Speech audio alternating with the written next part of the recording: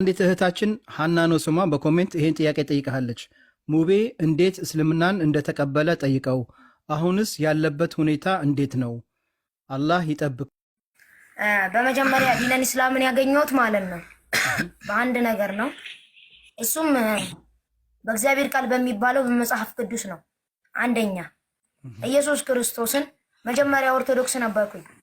መጀመሪያ ኦርቶዶክስ ሆኜ አብ ወልድ መንፈስ ቅዱስ ሶስት አምላክ እንዴት አንድ አድርጎ ማምለክ እንደሚከብድ ላሳያቸው።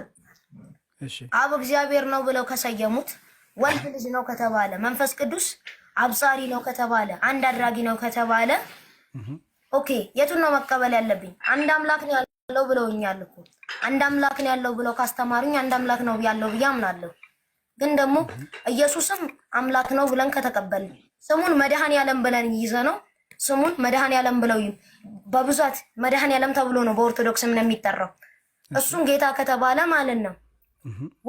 ወልድ መድኃኔዓለም ነው ከተባለ፣ አብ እግዚአብሔር ነው ከተባለ ሁለት አምላክ አላመለኩም። በትክክል ሁለት አምላክ ነው ማመልከው ማለት ነው።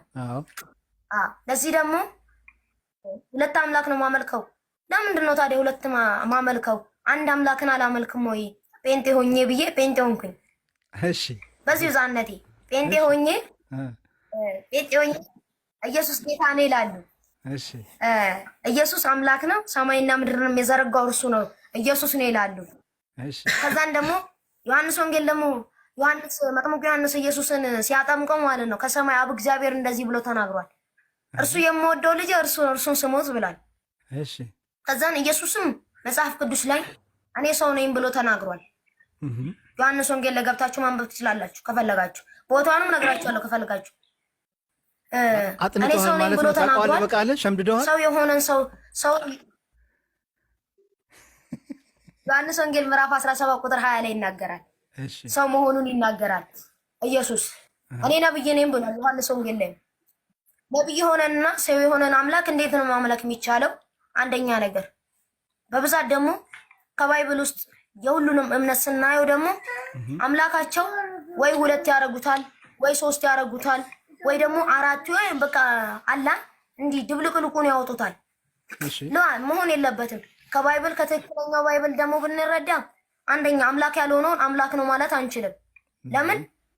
አንድ አምላክ ነው ያለው በሰማይም ያለ ከአርሽ ሁሉ በላያት ያለና የነበረ የሚኖርም ለዘላለም። በዲነን እስላም ብንመጣ ደግሞ ቁርአን ይናገራል ቁሉ አላሁ ሰመድ ለም የሊድ ወለም ዩለድ ወለም የኩን ለሁ ኩፉወን አሐድ። አላህ እኮ ቢጤም የለውም ሸሪክም የለውም፣ ከምንም ፈላጊ አይደለም፣ አይወልድም አይወለድም። ለእርሱ አንዳች ነገር ቢጤም የለውም ምንም የለውም። እኛ ወደ አላህ ልንጠጋ እንችላለን። አላህ ግን ወደኛ ሊጠጋ ፈጽሞ አይገባውም፣ አይፈልግምም። ለምን? ኤልሻዳይ ጌታ ነው፣ አዶናይ ጌታ ነው፣ ትልቅ ጌታ ነው አላህ ማለት ነው። እና አላህ ሱብሃነሁ ወተዓላ ካልወለደ ካልተወለደ ስንት ነው ታዲያ? አንድ ነው፣ ያለና የነበረም ነው። አዎ በሳይንቲስቶችም የተረጋገጠ ዲነን ኢስላም እውነት መሆኑን ሳይንቲስቶችም አረጋግጠውታል። ይሄንን ደግሞ ማለት ነው ማስረጃም አለን። አሁን እንደውም በቅርብ ቲክቶክ ላይ ሚዲያዎች ላይ በብዛት ተለቆ ነበረ። ሳይንቲስቶች ተመራምረው ጨረቃ ሁለት ቦታ ተሰንጥቃ ነበር። የነብዩ መሐመድ ሰለላሁ ዐለይሂ ወሰለም አላህ ሱብሃነሁ ወተዓላ ረድቷቸው ያሳያቸው ተአምር ነው። ጨረቃን ሁለት ቦታ አድርገዋታል።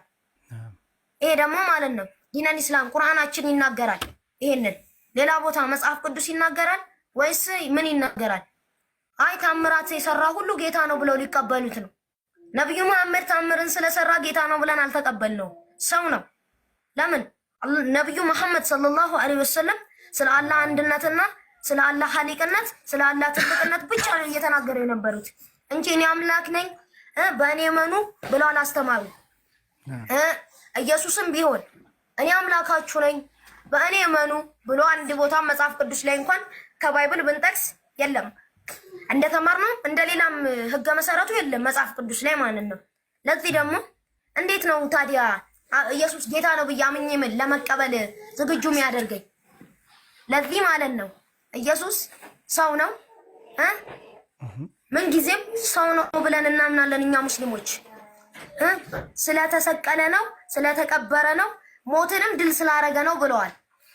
ኢየሱስ ቁርአናችን ደግሞ እንደሚናገረው ወማ ሰለቡሁ ወማ ቀተሉሁ ወላኪን ሹቢህ ለሁ። አልቀበሩትም፣ አልሰቀሉትም፣ አልገረፉትም፣ አስመሰለባቸው ይላል። ኢየሱስን መሳይ ነው የተሰቀለው። ኢየሱስን የመሰለ ኢየሱስ አርጓል በሚሉት ብቻ ነው እኛ ሙስሊሞች ከካፊር ጋር የምንመሳሰለው እንጂ በሌላ ነገር ምንም አንመሳሰልም። የኔ ጌታ እንዴት ሊሞት ይችላል? የኔ አምላክ እንዴትስ እኔን የፈጠረኝ ሰማይና ምድርን የዘረጋ ጌታ እንዴትስ ይሞታል? እንዴትስ ይቀበራል? እንዴትስ ይገረፋል? ላ መሆን የለበትም። ይሄ አይምሮ ማታለል ነው የሚሆነው። ወላሂ ነው መላችሁ። ይሄ አላህ ከአሻንጉሊት ጋር መጃጃል እንደሚበዛው ሁሉ ይሄ ደግሞ ከአይምሮ ጋር መጃጃል ነው የሚሆነው። ለዚህ ደግሞ ማለት ነው እንደኔ ኢየሱስ ጌታ አይደለም ሰው ነው። በዚሁ አጋጣሚ ለነግራችሁ የምወደው ነገር ከባይብል ውስጥም ገብታችሁ ማንበብ ትችላላችሁ። ኢየሱስ ክርስቶስ ሰው ነው፣ ጌታ አይደለም። እርሱም ደግሞ ለጠፉ በጎች ለእስራኤል ቤት ብቻ ነው የተላከው። ማቴዎስ ወንጌል ምዕራፍ 15 ቁጥር 24 እኔ የተላኩ ለጠፉ በጎች ለእስራኤል ቤት ብቻ ነው ብሏል። ኢየሱስም የተላከው ለጠፉ በጎች ለእስራኤል ቤት ብቻ ነው። መጽሐፍ ቅዱስ እንኳን ይናገራል። ዓለምን ሁሉ ገዢ አንድ ነብይ ይመጣል ብሏል። እርሱም ከኔ በላይ ነውና እርሱን ስሙት ብሏል። ማነው ታዲያ? ነብዩ መሐመድ ሰለላሁ ዐለይሂ ወሰለም ለዓለም የተላኩ አላህ ሱብሓነሁ ወተዓላ ለዓለም የላካቸው ነብይ እሳቸው ብቻ ናቸው። በዚህ ደግሞ ማለት ነው ማስረጃ አለን። እኛ ሙስሊሞች ነን፣ በማስረጃ የምንንቀሳቀሰው። ሰላሙ አለይኩም ወራህመቱላሂ ወበረካቱ። ወአለይኩም ሰላም ወራህመቱላሂ ወበረካቱ። ማሻአላህ ማሻአላህ ማሻአላህ። እኔ